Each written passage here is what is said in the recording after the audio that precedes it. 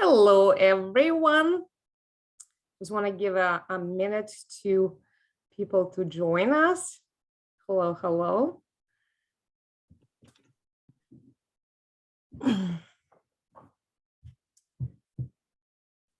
Welcome to our discussion on working across cultures, a new soft skill in demand.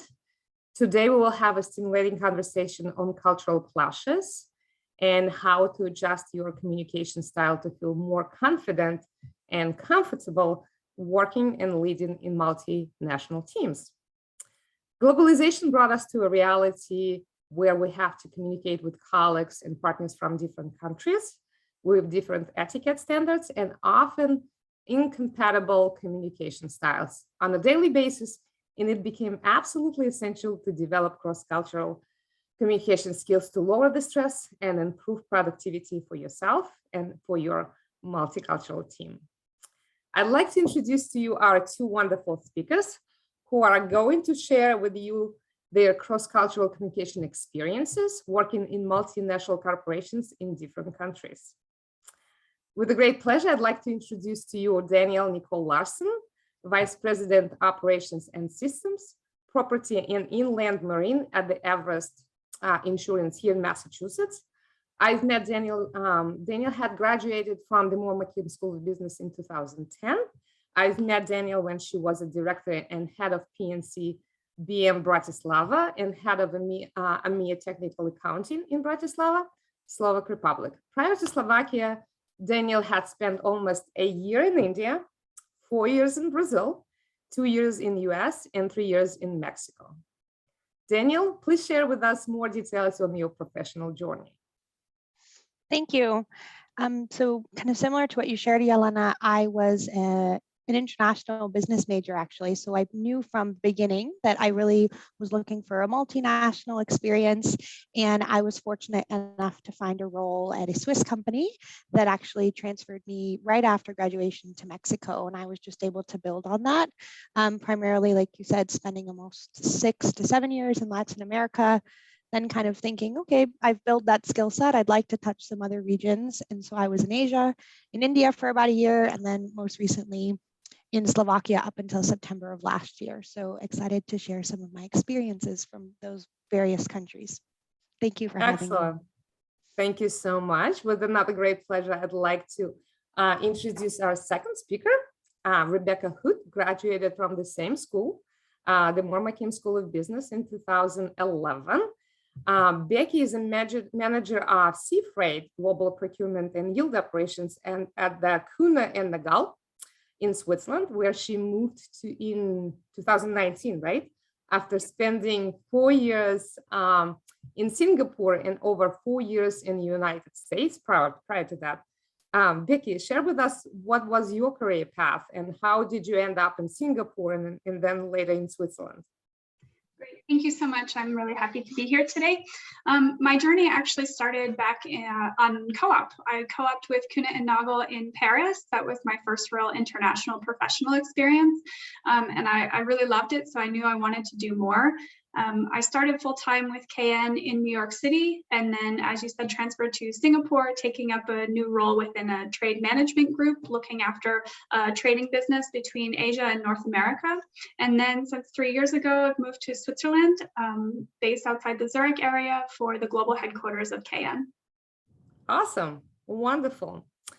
So in multinational corporations, a communication frustration often arises because of the lack or insufficient knowledge about culture-based conflicts,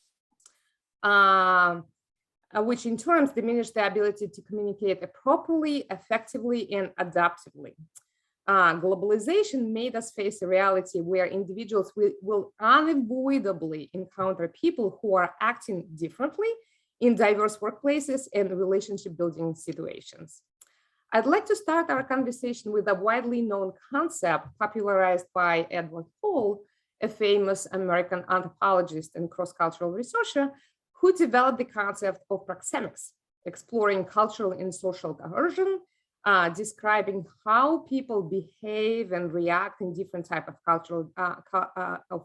cultural defined personal space. using their communication abilities like gestures, body language, verbal and non-verbal messages. Edward Hall describes subtle cultural differences between societies in general terms as high and low context. This typically refers to language groups, nationalities, or regional communities. However, the concept may also apply to corporations, professions, and other cultural groups, as well as to settings such as online and offline setting communications. For example, Japan is the highest context culture in the world. For centuries, the country was closed society, and people are not only speaking the same language and vocally expressing themselves, but also reading the air or reading between the lines. In the high context cultures, the communication is typically not direct, often not understandable for outsiders. And on another extreme is the United States with the lowest context communication styles. Here, the direct verbal communication is needed to properly understand the message being communicated and relies heavily on explicit verbal and written skills. This explains why Americans like to use agenda, follow-ups, and meeting summary to make sure that each player understands exactly his or her role, assigned tasks, and what have been discussed. Danielle, having worked as an American in Latin America and then later in India and Slovak Republic, what challenges did you face shifting from a direct low context culture into indirect high context culture? So thank you. I think as we think, for those of you who are on the call and are American, as you start to interact with pretty much every culture around you that's going to be at least a little more high context, it's a really big learning experience. So I really think about when I first moved to LATAM, right out of university, I'm starting in Mexico, and you're not only learning how to behave within a company, how to kind of understand what is socially acceptable within a company culture, but to tackle that outside of your own cultural context is also really challenging. And specifically, I think the link of communication and also a little bit of relationship is really, really important. And I had to learn that, and it takes time. So I have to say that I had tons of feedback from my team, like, you're too direct, like that really hurt my feelings. Like there's this idea where as an American, you're just trying to be really pragmatic. Like if I don't like an idea, let's move on. You say the same to me. I think we've all been in situations where you're just like, give me feedback on that. And it's not emotional. It's not meant to be personal. It's really like pragmatism, that idea that in US culture, we have that concept of time is money. Like, why would we be spending time on something that's not actually going to progress forward? And I really had to learn that that's not going to get me anywhere. I was not only unfortunately offending people, like hurting my team's feelings, actually being too direct and maybe not being soft enough with my delivery, that I had to think about what is a way to balance kind of who I am as a person, being authentic, but also being able to be successful. And I did that really through a couple things. And I would just kind of encourage those who face something similar to reflect on like awareness. So I did a lot of kind of cultural awareness with my team, saying, hey, this is where I sit on this kind of field. So we talked a lot about some of these concepts, Yelena, around indirect and direct communicators, and understanding that I'm trying to push myself out of my comfort zone, but it's going to take time. It doesn't just go overnight. And really saying, I'm not trying to hurt anyone's feelings. I'm trying to be just honest, but I'm trying to balance that with kind of slighter messages. And over time, I have to say my style really did change. And I can say that because I started to communicate in Brazil. I worked in a lot of global projects with team members from our headquarters that was in Zurich. And I would often be like, oh, that person's so aggressive. Like, whoa, they're coming off a little bit too direct. Like, whoa, that was kind of a mean message. And so after like 5-6 years, I could see that I not only had been able to change how I communicated, but actually how I felt on the receiving end of really direct communication also started to change. And so it was interesting to kind of balance that, grow and learn, and then also feel maybe what my own team felt by someone being kind of harsh and direct and not as soft, and delivering a message a little bit more gently and kind of conscious of the fact that there are tons of other things that you need to consider. Yeah, I guess my last comment would just be in India, you know, a very, very, very high context. I'm sure Becky will go into kind of Singapore too. I even though I moved there and had already been in LATAM for 6 years, I would say it took me at least 6 months to realize that yes meant no. Even though you're hearing yes, yes, yes, you like literally leave a meeting and then they're doing something completely different. And you're like, wait. And you have to really pay attention to all of those social cues, like you said, the energy, like how are they actually saying yes? What are some of those gestures? And as an American, we're not used to that. We're not trained innately to pay attention to those details.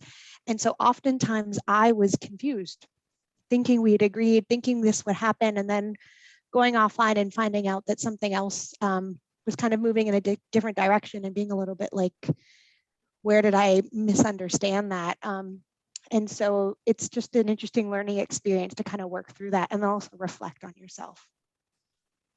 Yeah, that's awesome. Thank you, Danielle. Do you feel your communication style obviously changed and evolved over time, but how do you feel right now when moving back to low context culture? I feel like I'm still trying to maintain who I am, but I definitely encounter more aggressive communication styles than I'm used to. Kind of settling into that, I actually actively find myself being like, okay, I have to be a little bit more assertive here, because that's what's expected, and that's really kind of what the cultural context calls for, in a way where that probably would have been seen as actually negative, like, oh, that person was way too bold, like I would not give feedback like that in front of others, or especially in front of like someone who reports to you, in front of their peers. Like there's all kinds of these cultural contexts that you learn that aren't just the words that you say, but where you say it, with whom you say it. And I think we'll get more into that, but I find myself having to revert to what maybe 10 years ago felt natural, but doesn't really actually become my autopilot today, because I've been in some scenarios where I've just had to learn and act and think differently. Right, right. So Becky, can you add your personal experience shifting from the reverse? Yeah, absolutely. I would just carry on the back of Danielle here. Learning to adapt to the different cultural nuances out there, it's absolutely essential for your success in any culture that's not your own, be it one that's traditionally high context or low context. Anyone that's not your own, consider it high context and have your antenna up for what might not be said to you directly. From my perspective, I see this as sort of like the grease on the wheels of business deals. You certainly don't win a business deal because you get the cultural nuances right, but you can absolutely lose one if you get it wrong, and if you don't read between the lines. So for example, in my role in Singapore, I was working in procurement with some of our major suppliers based in China, Korea, Taiwan, Hong Kong. And there, just as an example, how you give, receive, and handle a business card can communicate so much about respect and how you view the other party and their company. You know, when you give the card, you give it with two hands. When you receive, you never put your finger over the name. When you sit down to your negotiation table, the business card needs to be out in front of you in the correct order. How you're sitting across from the people is a sign of how you see their different standing in the company. And doing that right will get you absolutely no additional, incentive on your deal. But doing it wrong, it's that feeling that I think we get when you say, that person rubbed me the wrong way. They rubbed you the wrong way, probably because you have some local piece of culture that person didn't conform to, or within your business, within your company, there's a certain cultural thing that you all do in your company that someone didn't do, and therefore you felt a little bit off with them. So just getting what seem like small things right, it's what greases the wheels for things to be successful. I think sort of cutting my teeth in that environment, having to be hyper aware about some things that didn't come naturally to me. Now moving to Europe, I think it would be easy to say that it's more like America, it's more direct, but Asia kind of primed me to look out for what wasn't being said. And I think that's been really beneficial. I've become for sure a much better listener, listening for maybe what's not said. Danielle touched on it in terms of negotiation or coming to a compromise with your counterparties, understanding that yes doesn't mean yes, and trying to confirm or reconfirm what you've agreed to in a different way, being very flexible with how you think about yes. Is a huge skill when you're working with people and cultures that aren't your own. And then lastly, I would echo Danielle's comment. It's made me so much more aware and understanding about how other people like to give and receive feedback. And I mean, we're working in business, right? So how you work together is going to be an indicator of your success. So if you can make that a harmonious experience for people, it doesn't really matter if your feedback was direct or not. At the end of the day, it matters, did this person do more with the information that you gave them? So yeah, that's a little bit about what I feel like I've learned. Yeah, excellent comments. I like how you emphasized on if you don't know who your opponent is, communicate that, think that he or she is from high context culture. And I actually do the same. I practice the same when I communicate via email. I start with, a lot of hello, how you doing? I hope it's, great.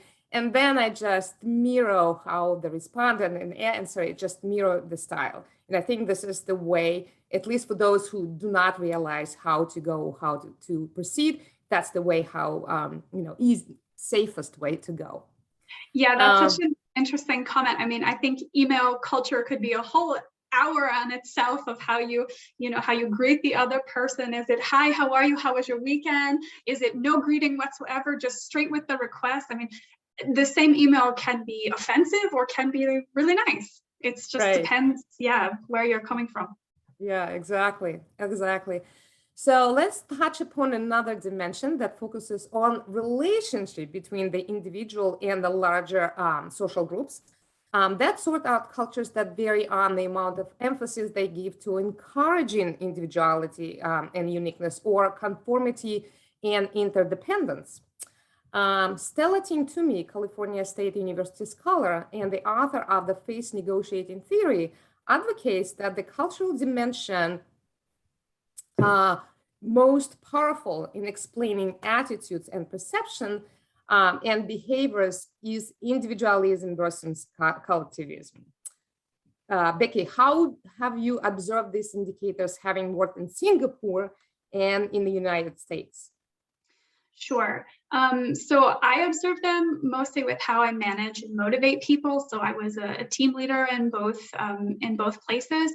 Managing a team in Singapore, where it's a much more collectivist society in general, what worked there didn't necessarily work in the US. So for example, recognizing an individual contribution in front of the team, like an employee of the week or, the star salesperson of the month, these types of things are just not a motivator in my experience for these more collectivist cultures. I found my team in Singapore were much more motivated when we moved towards a team goal together, and they were also rewarded as a team. So something as simple as a team lunch is the reward for when we as a team hit this KPI. This was confirmation that the group was acting together and cohesively, whereas in the US, if I had a team lunch, it was like, yeah, it was cool, it was lunch, but it wasn't something that drove my performance in a way that, made a significant difference. I think a really easy example I was thinking of the other day is if you go out to a restaurant in the US, if I go to a restaurant, I might want to ask, to the waiter or waitress, what's good here? What do you like? And my expectation would be they'd tell me, I like the chicken wings here, or recently I tried X and it was very good.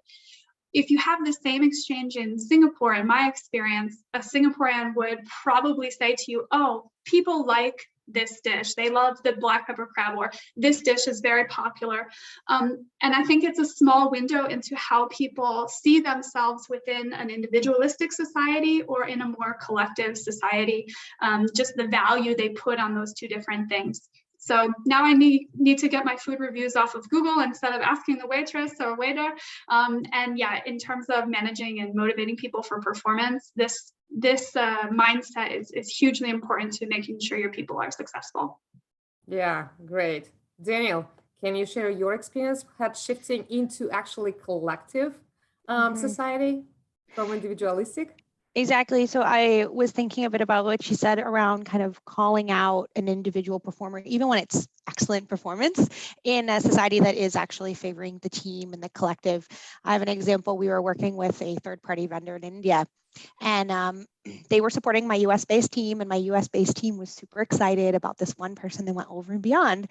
And they sent this email like, congrats, this person was really great. And they had been a standout performer. And after that email, their performance plummeted in a way that no one had ever seen. And we found out it was because they were so embarrassed that that email had gone out to their team that they didn't even want to do well again. So they actually started making mistakes and like stepping back. They were so humiliated because it was seen differently. So my team members over here saying, wow, I'm going to engage this person, like you said, Becky, motivate them, really call them out. And the receiving end of that was humiliation, fear of that happening again, and ultimately purposefully kind of like doing things wrong so not to risk being called out amongst the team. And those things happen a lot. I saw them even in LATAM. Like how you connect with someone, what's motivating them is really important to understand, because in these collective societies, the most important thing is the success of the team. And so when you're being called out above someone, it isn't rewarding as it is in an independent culture where it's all about your single performance, your one standout star. And I've just seen that firsthand. And I've also seen it even in Latin America, you know, just kind of really balancing that team culture. There's a lot more of that relationship building. So typically those collective societies also have lots of emphasis also on those relationships. They want to feel like they're coming together. They want to have spaces that they can kind of work in. And that was something that I really had to think about because, for example, in a US company, if you think about when you get lunch, most people work at their desk during lunch.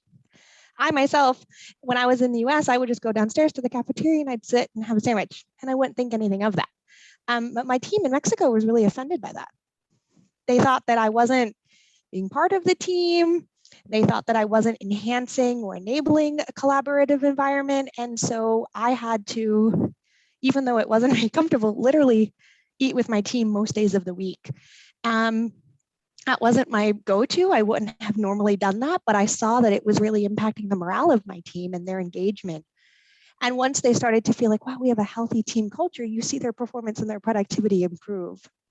And so even something small like that, paying attention to kind of how it's impacting is just really important, and asking, right? So maybe had someone in my team not said, why are you never eating with us? Like, why can't we kind of have lunch with you? And I was thinking, well, I'm their line manager. I don't want to like, you know, be hovering around, but they didn't see it like that. They very much wanted me to be part of the team. And that was kind of an eye opener for me. And it's something now I pay a lot more attention to, even those small coffee interactions, food interactions, because it feeds a lot of how the team lives and breathes and performs. Right, right. And I think the key word you just said is paying attention, because given that the collective, societies, they're not going to make, step forward and say that you are not behaving the way we are supposed to behave, or we're expecting you to behave. So you kind of have to seek for their, feedback, rather than waiting the feedback from them. So another important cultural, sorry, Becca, did you want to add anything? No, I think that's good for now. Okay. So another important cultural dimension that we want to discuss today is egalitarian versus hierarchical social structure. The defining characteristic for this dimension, how society is structured, how the power is allocated or earned, tolerance for social mobility, how organizations are structured and run, and the last but not least, the amount of responsibility and control employees are given. In a societies in which hierarchy doesn't play an important role, anyone can grow up to become a president of multi-million-dollar corporations. While in the hierarchical cultures, individuals believe that a person's social ranking is fixed at birth and is unlikely to change.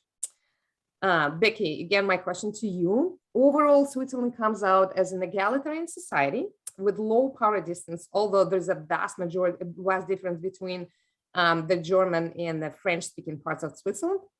how have you experienced this, having shifted from Singapore, who claim that they are an egalitarian society, yet that they retain a strong hierarchical relationship that can be observed in the relationship between the parents and children, teachers and students, employers and employees? Yeah, I can't speak really for the French part of Switzerland. My experience is here mostly in the German part, but in the Swiss German part of Switzerland, and yeah, this is just from my experience. Certainly the value is egalitarianism, almost to the point of a libertarian type of view.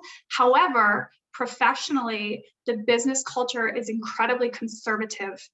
It's very conservative, and I found this, my perception of this initially was, oh, this is actually a hierarchical culture. I don't feel really this low power distance at all. But over time, I've learned that because I personally find Swiss Germans, they're incredibly polite, they're incredibly conservative professionally. This made it not feel as egalitarian. A good example would be, when you're hiking in the Swiss Alps, you are supposed to know your limits. You should do your own research. If you are in the right shape to be doing these trails, you need to inform yourself. Or in the Swiss direct democracy, you need to be informed. You need to inform yourself. You need to do your research about how you're going to vote, because it's a direct democracy. You're responsible at the end of the day. Whereas conversely in Singapore, you're told what to do, you're told how to do it, and you're fined if you do it wrong.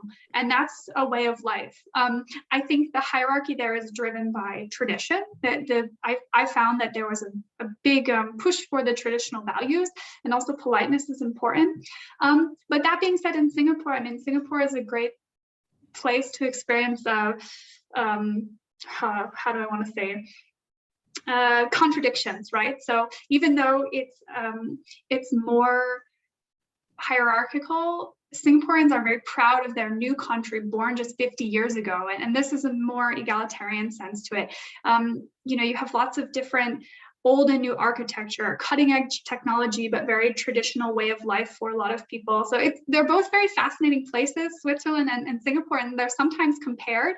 I think they sort of find their way to a middle ground, even though they start on two totally different ends of the spectrum, which is just one reason of many that I've enjoyed working professionally abroad, just to see how the different cultures and different people are approaching the same problem and come up with a different answer, and neither one being right or wrong, just different. Very, very, very interesting. Especially when you compare Singapore and Switzerland right now, I'm thinking, yeah, you're kind of right. I never thought about it. So Danielle, you made the opposite shift into hierarchical culture from the US, a far more egalitarian. Can you share your experience and how you tackled this? So I would say first and foremost, as a leader and as a leader that's kind of innately American, that's one of the things that I wanted to naturally infuse into my team's culture. And I think I very quickly realized you can't just go into a meeting and say, everyone tell me your opinions, who has ideas? So it'll fall silent. They're kind of waiting for you to give the answer, not in a bad way. It's just that they're not going to do that in front of peers and that sort of stuff.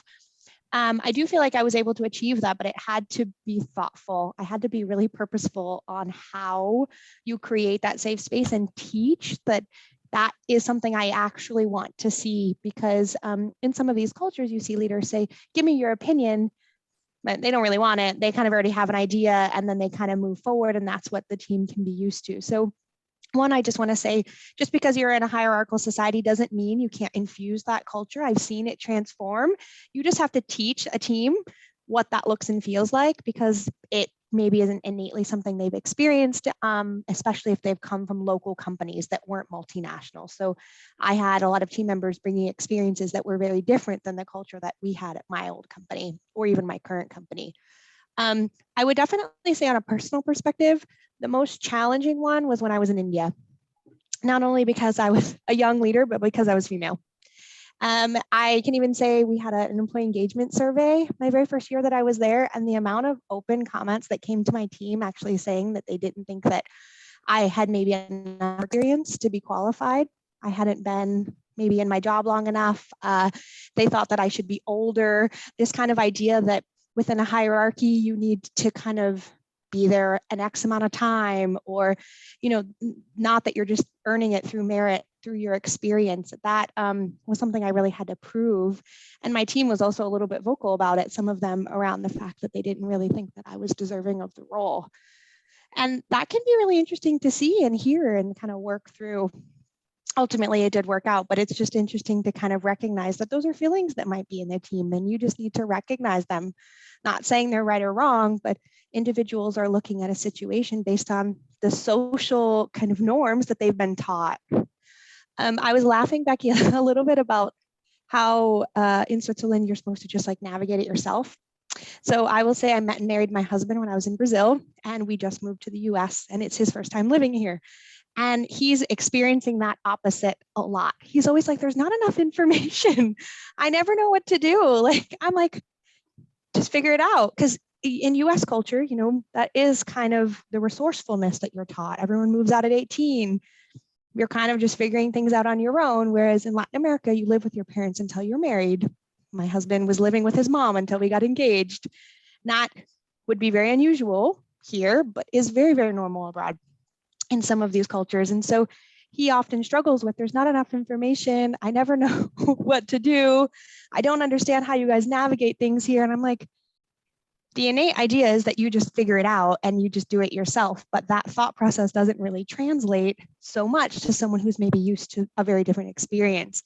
So it's funny, I was laughing because I'm seeing that come to life through my own husband's international experience in the US, really kind of facing that. And it's interesting because I hadn't made that connection in the past.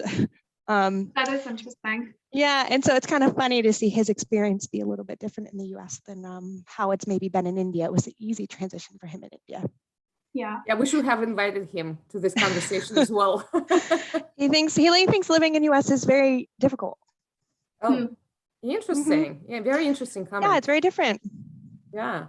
So I actually wanted to go back to your comment in the situation in India when you said that, the team didn't approve you being a leader. So Yep. how did you manage to get out of that, mindset? Because it's very, very difficult. And I'm thinking, about it myself, like, what did you do to buy them onto your team? So first, I actually, I shared that feedback transparently. I said, hey, we had quite a few comments of this. Like, I just want to put that out there. I don't want to shy away from this. I don't want to say this is the wrong opinion, but I also don't want to ignore it. And then second, I just wanted to say, I'm not here to convince you with words. I think you guys will just see over time.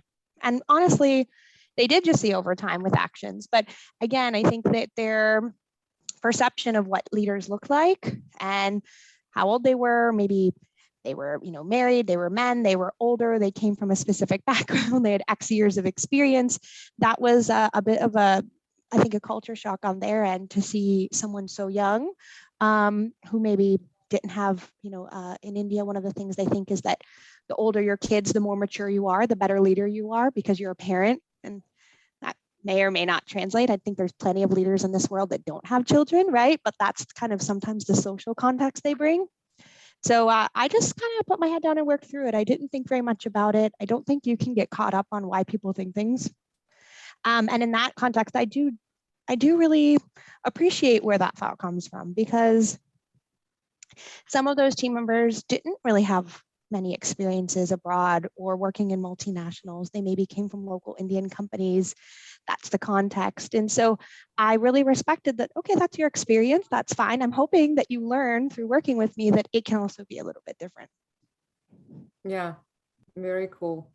So what would be your advice to our audience on how to improve their cross-cultural communication?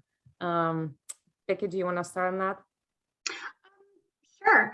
I think the first thing is I think it's important to enjoy it and take it from a point of broadening your own experiences. If you have no enthusiasm for finding out what's different and why it's different, then it'll be a slog. But if it's something that you can actively enjoy, then every day is really joyful, because you see someone, the way that they're interacting at the coffee machine is different from how you would do it, and it has to be enjoyable. I briefly looked in the chat, and I think someone mentioned languages.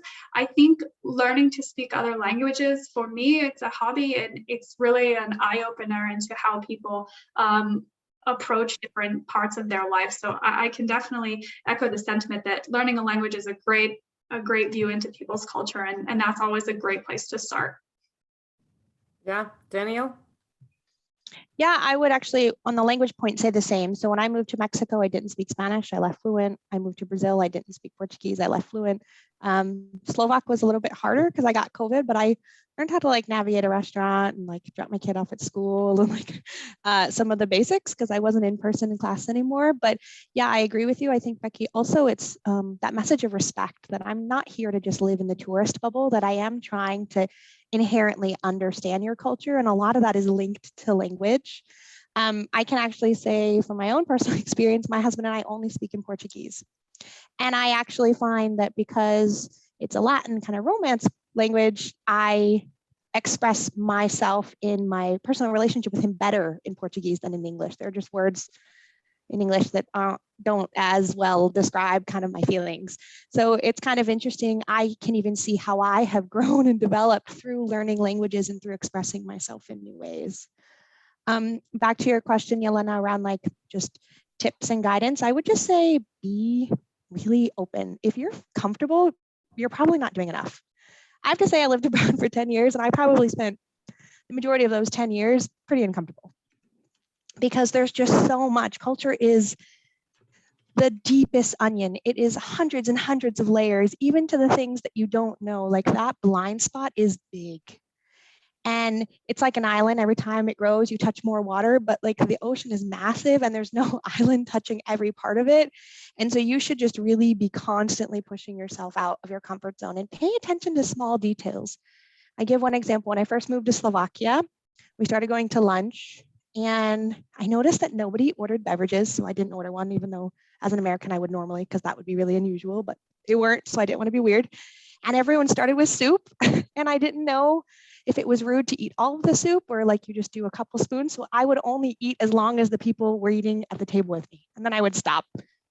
And that sounds like really small, but it's literally those tiny details that you start to pick up on, like, okay, am I adapting?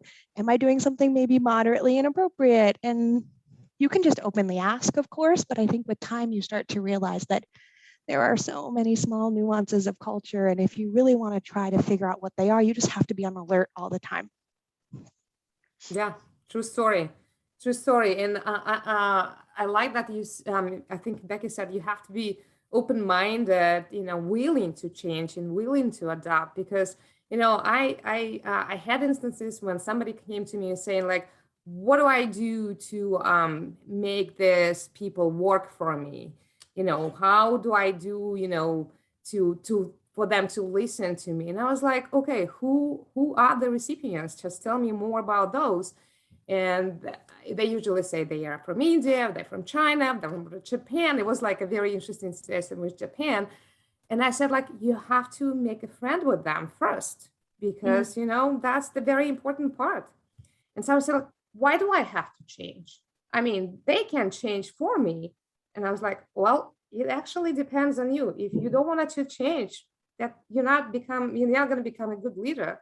So you're going to be wherever you are with your own pride and, not changed, status quo. But if you do want to become a great leader that appreciated by your peers, and so you need to be constantly adjusting, constantly changing, looking for those specific cues and keys, in the culture that to make you more likable. So now I wanted to open the floor for, unless you wanted to add anything more to that, Becky. Yeah, I would just say I think you're totally correct about that, and you need to be flexible. And I think sometimes it's just enough, especially if you're working within a team, just to acknowledge your own cultural nuance. Maybe someone's not aware of something about your American life that they're getting wrong. So sometimes I know with my team, I would just say, "Oh, you guys know I'm direct. I haven't understood what you've said. Please tell me, please tell me a little more direct, or have I understood you correctly? This is what I got." Sometimes just acknowledging how you are and where you're coming from is going enough for someone to meet you halfway.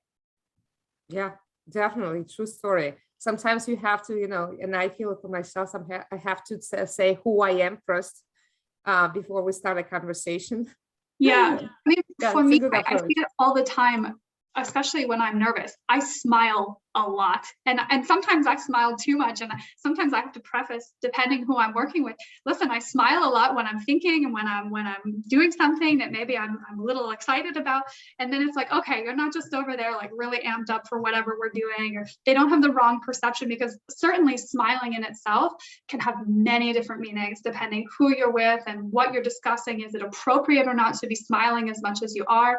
So sometimes for me, even just keying that person into, this is why I'm doing that, and not that reason, can be enough to, oh, okay, we're on the same wavelength now. Yeah, I'm serious enough. Yeah. Great. I wanted to open now the floor for questions. So far, we've got the question regarding the language. Danielle, how many languages do you speak, you said? I speak 3 fluently: English, Portuguese, and Spanish. Yeah. Yeah. And Becky, you speak 2, right? So yeah, English, and then I'm in some German classes and also some French. Oh, cool. So you're learning French as well. Yeah. I feel like I had to learn Spanish a long time ago, and then and I know that it will definitely help me, in my work. But people to be lazy, that's a big deal. Let me see what I was going to ask you something. I can remember. Do you guys have any questions to each other? Feel free to ask each other while we're waiting, for questions. Maybe we're not going to have any questions. Maybe people are happy with what we already delivered. Sure, I got one. I mean, I think we spoke about it another time, Danielle, but in terms of our language and in the American-based cultures, we use a lot of sports references in our discussions. Maybe you can touch on this point. Yeah, so we were kind of sharing kind of a little bit about my experience back to the US, and I think it's very interesting because since I've been in I was in a Swiss company for about 10 years, so it was a bit more of a European centralized culture. I'm at a US-based company now that's growing, and it's interesting because in the US context, there's tons of sports analogies that I have never even seen or heard in my last 10 years abroad. Things like hit it out of the park. Oh, make sure you're doing your blocks and holds and that your basics are done. And I think it's really interesting because these are things that innately to a US team are going to be clear, but would not remotely translate and would probably cause confusion. So even some of those kind of really even typical, you might even not notice how you use them frequently. If you're in an international context or working with a global team, those are some of the things that at least I notice a lot because I had to really become hyper aware around the type of English I was using, the vocab, how I was speaking. And those are the things that mostly filtered out of my vocab. And then now I kind of find myself paying attention even a lot more in the US context, like, oh, okay, I know what that means, but it's unusual to hear because I haven't been in a setting where that's been the norm. Yeah. Yeah, I can totally relate to that because I don't watch sports at all. Sometimes I watch Super Bowl, but anytime I hear something, I have to really, make my brain work and think, what does it mean? What would it possibly mean? So we got a question, and very tricky question. How do you manage the US polarized political conversations? Who wants to go first, or who wants to go at all? I can take a shot at this one. Oh, there's another sports reference if we like. No, so I think a lot of people, in my experience in Europe, are very interested to have an opinion from an American on how we see our political system. So I receive a lot of questions about this with colleagues that I'm more close with, where they feel like it's appropriate to ask me that question. And I try to give just that, my opinion, because I find that most people are curious about how an actual citizen is perceiving and interpreting the things that are going on. They can, watch the news and get the sort of the wider feel, but it's more about what was your personal experience and, how do you see that? So I try and be as honest with myself and with them as I can be, but it's absolutely a minefield that you need to be careful for. It's not easy. So yeah. Not sure that was helpful, but that's what I do. Yeah, I would just add that it's interesting. So in the US, we have these taboo topics, religion, politics. These are things that aren't in the workplace. But that's not the case in other countries. Specifically in Brazil, I got that question a lot. It is not inappropriate to ask about religion and politics. It's considered very normal, even in a work setting. So similar, Becky, you were like, oh, if they're close enough to me, I would have people that I was meeting for the very first time ask me about our president. Because it just is an average topic of conversation. So just managing that delicately and also trying to understand what they're asking. So sometimes they're as direct as like, what are your thoughts? But some of it is actually, like you said, around how does it work? Like, I don't really understand. It's so different. Why are there only two parties? And so some of it's just trying to get context on how the system is itself. Even beyond kind of your personal views. So I would say be as open as you want, but you could also pivot to even asking back, like, what do you want to know more about? Maybe answer the question with the question if you don't really want to get into it, but also have understanding that in a lot of cultures and society, it's just not a topic that's off the table. It's considered to be very normal to talk about. And so you might feel mildly offended or awkward, but that's probably not the intention. Right. Right, I agree with you. It's not as taboo as in the States.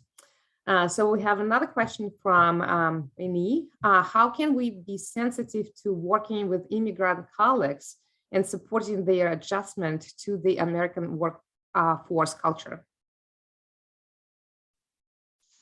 I guess I can dive in on that one.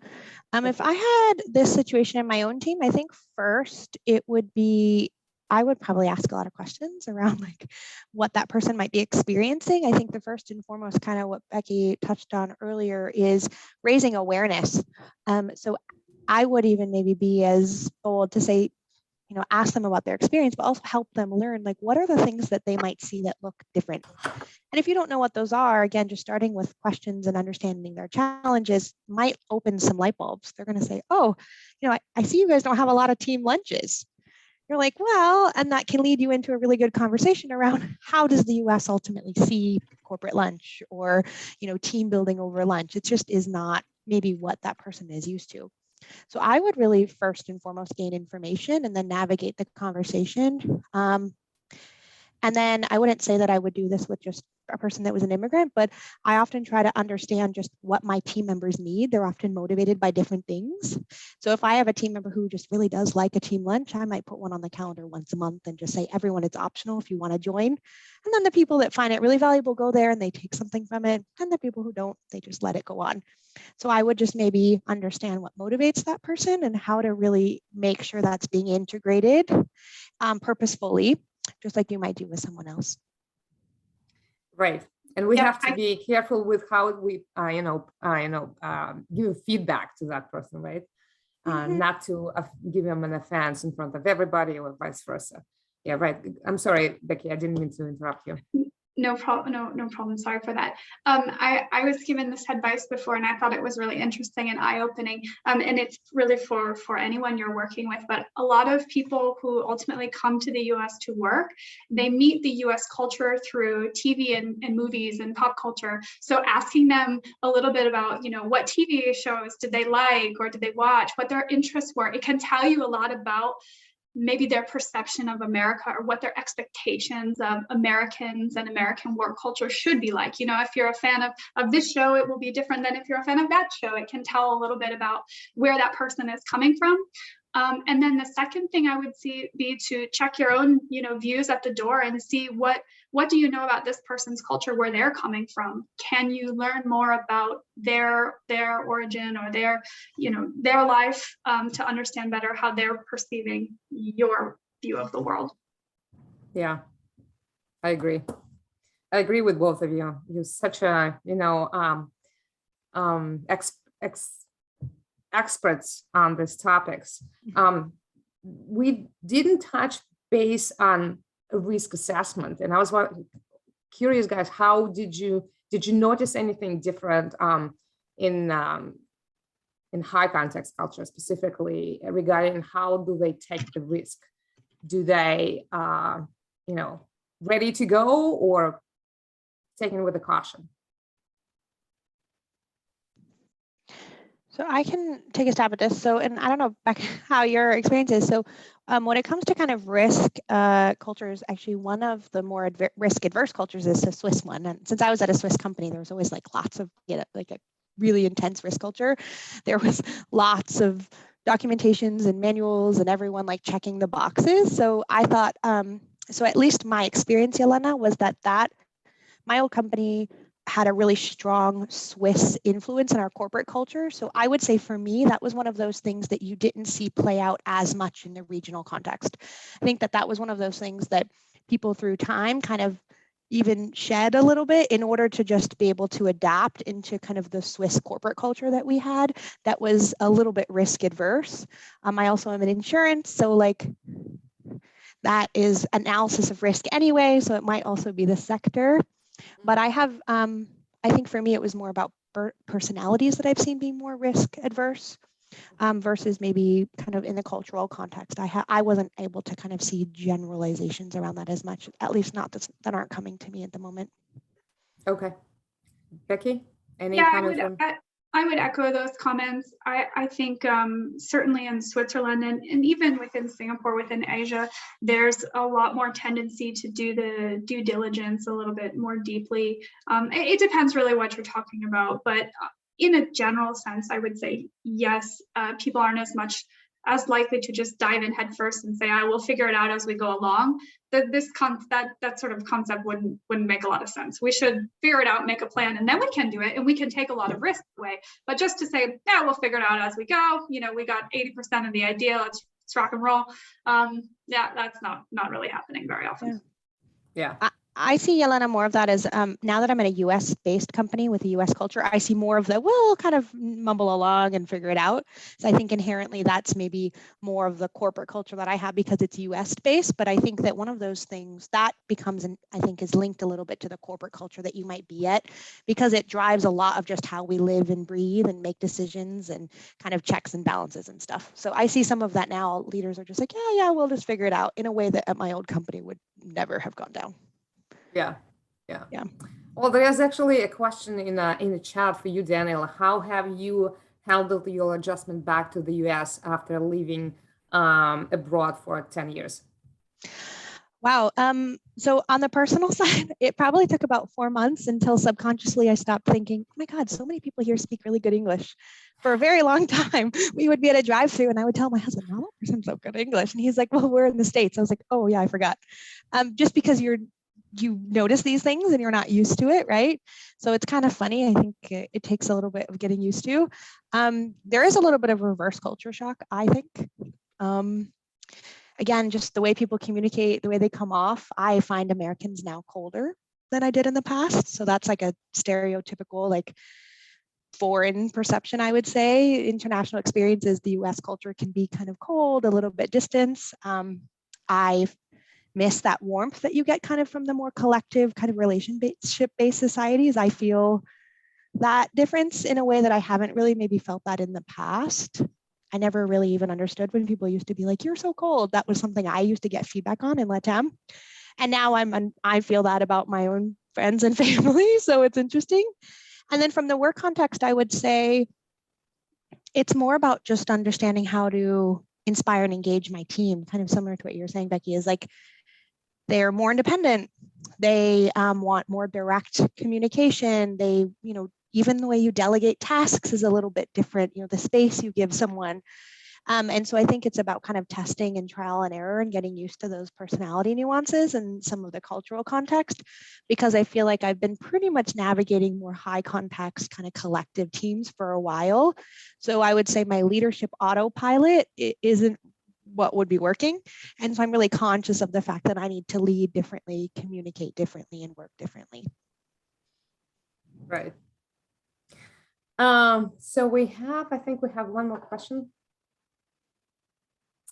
Elif is asking, and that her question is to Becky. Do you need to speak Swiss to work in Switzerland, or you can speak English and be as good? You can have your choice of 4 national languages here in Switzerland. So there's the German, Swiss German part of Switzerland where they are all speaking as well High German, French, the Italian section, and then Romansh, or the Latin language. But no, in the professional work culture, I find in my industry, it's very much English based. My partner is in the finance sector. He does run up against some smaller national banks that are more Germanic and they speak more German in the office.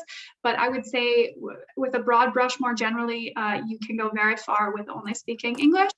But people really do appreciate when you converse, at least the hellos and the grüezis in German and in Swiss German. So that goes a long way here.